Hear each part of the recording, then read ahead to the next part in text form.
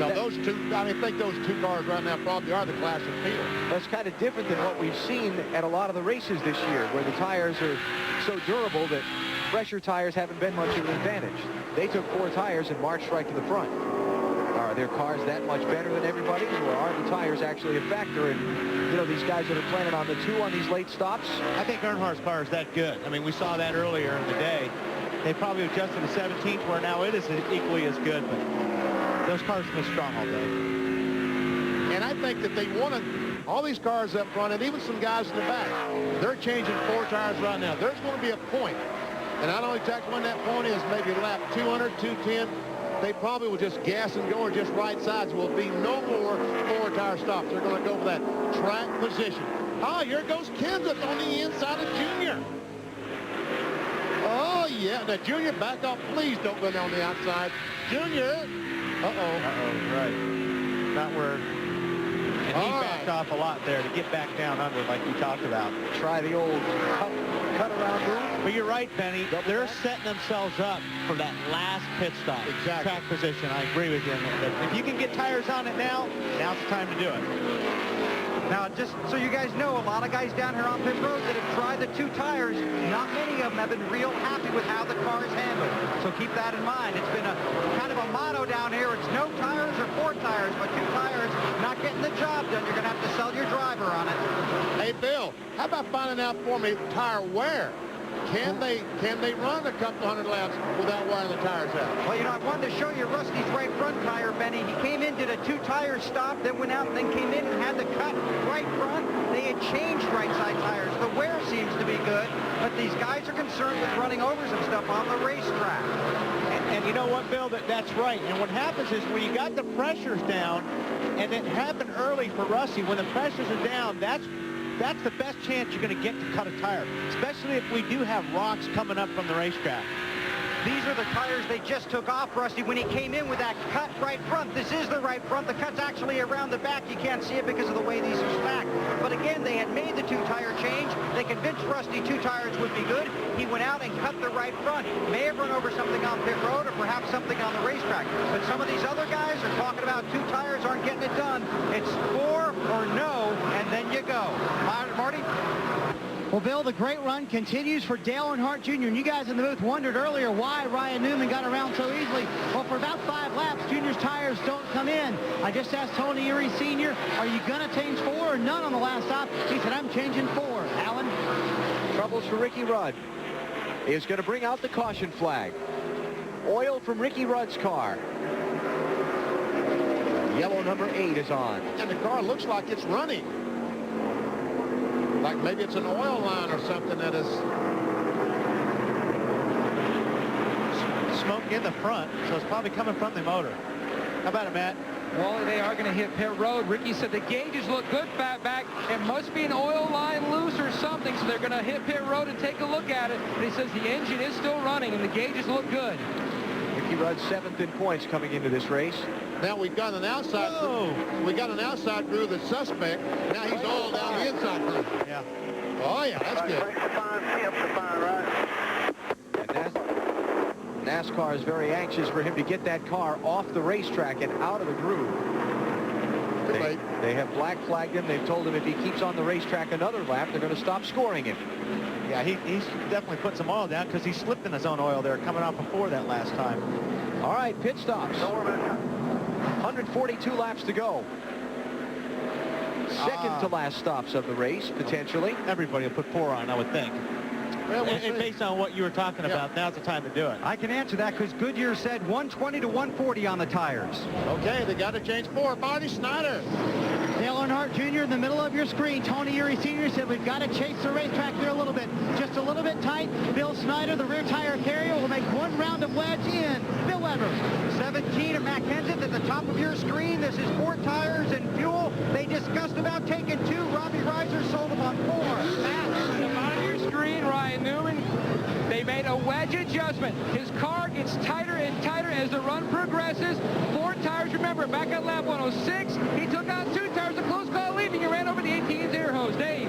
Jeff Burton had made a 4-tire stop, Matt, just a slight air pressure adjustment to fix a loose condition. The driver is running cool, and he rejected a pack of ice. Jeff Green Green is going to come off pit road first. Then it's going to be Matt Kenseth, Dale Earnhardt Jr., Ryan Newman, and Hut Strickland. And we see Rudd back on the racetrack with no smoke. There we see our pit exit. Jeff Green goes by, Kenseth Jr., Ryan Newman. Now here comes the group. Great pit stops for those top 3 cars. Look at that. Hut Strickland off in the next position. Jeff Green, the one we'll want to follow up on and see if he got 2 or 4 tires. Some did not stop. Jerry Nadeau back in the lead by staying on the racetrack. Stacker 2 presents the New England 300 on TNT.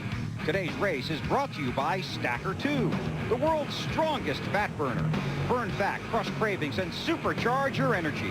By Napa Auto Parts. Napa, we keep America running. By Coca-Cola, the official soft drink of NASCAR. And by Visa, the official card of NASCAR.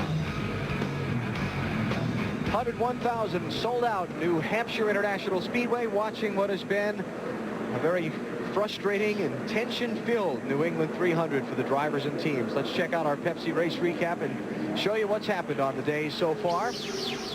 43 drivers went to the green just after 2 Eastern time with Bill Elliott and Mike Skinner on the front row. It only took a couple of laps for Trumbull to strike.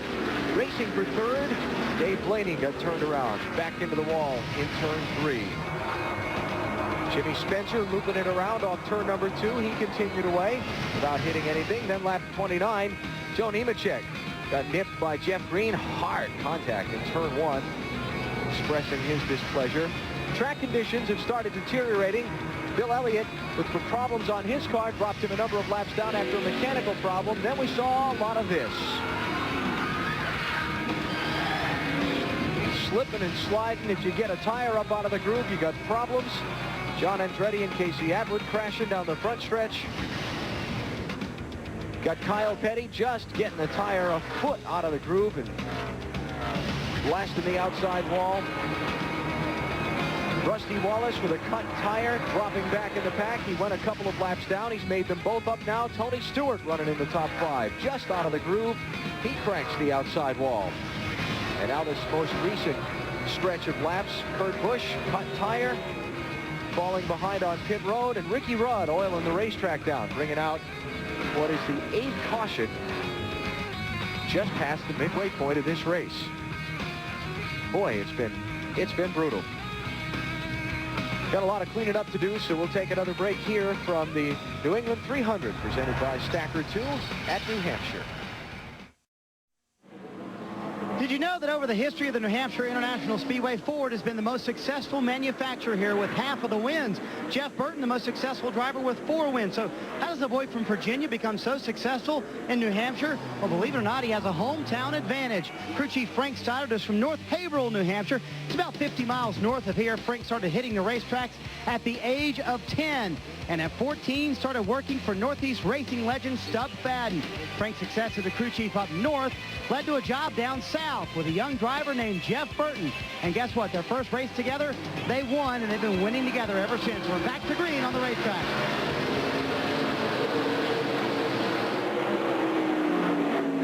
Jerry Nadeau is your leader as we go back under the green flag. Jeff Gordon is second. John Andretti, Ward Burton, and Bobby Hamilton, the rest of the top 5. None of them pitted under this yellow. And you have Jeff Green, who took fuel only. Then Matt Kenseth and Dale Earnhardt Jr. But I don't think they're going to be there for long. And Bill Elliott, the 9-car pole sitter that had a problem several laps down, just blows by Jerry Nadeau. While you're watching the race leaders, let's update that Rusty Wallace did get a lap back from Matt Kenseth coming to that last caution. He is on the lead lap. And Rusty's back in the 28th position right now. 32 cars on the lead lap. Remember while we heard about the deal, Matt Kenseth saying, tell Rusty, I need the inside and I will remember him. Well, And he did. he held up his end of the bargain. And these guys, everybody does remember that. Believe me, if he wouldn't have given, we got another car that's sliding up high in 3 and 4. Bobby Hamilton got outside up there, and I don't think he hit anything, but Lost a lot of track position. well, he was running about 5th or 6th, and all the way back to the last car on the lead lap. You see Ricky Rudd there in the picture, back on track, still on the lead lap, down in 29th spot. Matt? Well, down here in the 28th pit, Fatback, you brought Ricky in several times. He speculated about a possible oil line problem. What was the culprit? We had a power steering line loose, so we just had to come in, get it tight, fill it back up, power steering fluid. Everything's okay now. Let's see if we got enough laps to get back to the front. They worked the caution to their perfection, not losing a lap. He's now up to 29th from 32nd. Well, he just lost a couple more spots because he got high in the infamous turn 4. Did not hit anything, but could not go forward very well either. Ricky Craven and Hut Strickland, 10th place here. And there's Jeff Burton creeping into the picture in that 99 car. Elliott Sadler, one to watch, you said, VP. Check it out, he's up to 13th. And that's a backup car that he's in. And Eddie Wood told me this morning that car has behaved much better than the primary car they have here, which they lost in a wreck. They've had 2 pit stops that were less than 14.5 seconds. And they battled back from an early spin. So it is an outstanding day for Elliott Sadler. And John Andretti, oh man, we see Jimmy Spencer going by the 14 car, Stacy Compton. I tell you what, this racetrack today is awfully hard. Anytime it's hard on brakes, but today with this very, very tight groove, we know these drivers are using a tremendous amount of brakes. As a matter of fact, we have a brake camera on board Elliott Sadler. See the brake rotor over here, nice and dark down the straightaway. Watch when he goes in the corner and has to hit the brakes hard. Just how red it turns. He's getting off the brakes quickly, Yes, which is he good. Got 2nd place here.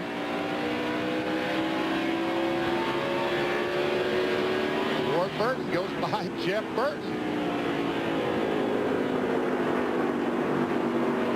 As we're saying, BP, if you can get initially you use a lot of brake here to scrub the speed off, get the nose down, then get off the pedal real quick. Watch what Elliott's doing here. Gets after the brake, and right now he's off the brake.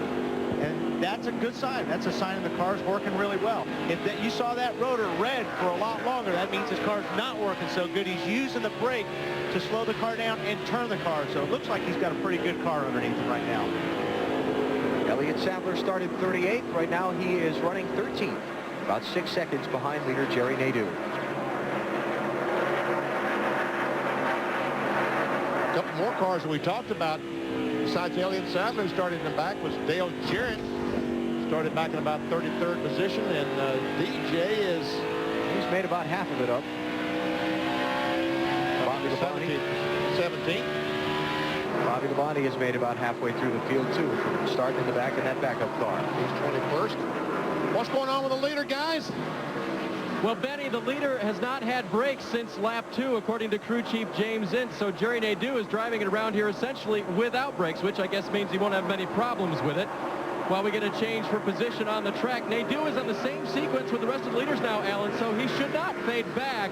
They believe they'll only have to stop one more time, but they need some yellow laps. I think they might get them. And Dave, when we say we don't have any brakes, you can't take that too literal, because if he doesn't have any brakes, he would be in the wall or pulling in. Still running good times. What's happening is he's probably getting the brakes hot, probably having to pump them. He's having to work that brake pedal a lot more than he was earlier, but that's where the term, I got no brakes, comes from. Nadeau, Ward Burton, then Dale Earnhardt Jr., Jeff Gordon, and Matt Kenseth are the top 5. And Brian Newman, John Andretti, Kevin Harvick, Sterling Marlin, and Jeff Green filling out the top 10. Kenseth has been